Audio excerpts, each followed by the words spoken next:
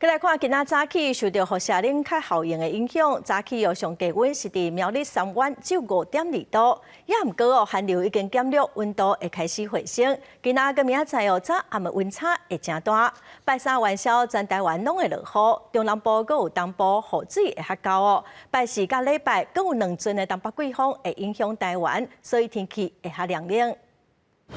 拜一日头总算出来啊，天气有较温暖，这波寒流持续减弱，日时各地头会回温到20度左右。不过拜四阁有礼拜，分别会有2波东北季风落南，到时阵会感觉较凉冷。在13号的随着东北季风的增强的影响之下，我们在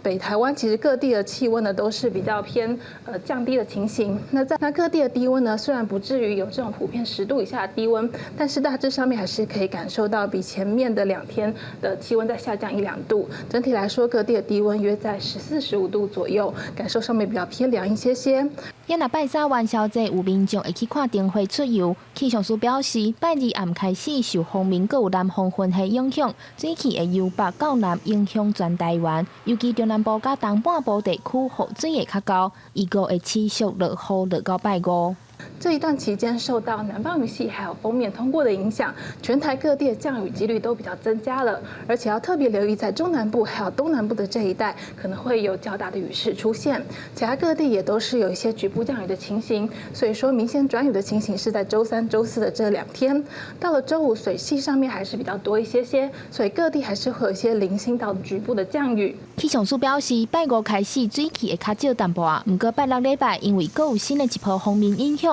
北部、东半部部分地区有可能会落雨。气象署讲，虽然降温无到冷气团的级数，不过因为水汽一波一波来，民众依然会感觉淡搁冷。提醒民众出门爱扎雨伞，金门马祖地区较到大雾也要注意行车安全。记者张家嘅林玉凯台北报道。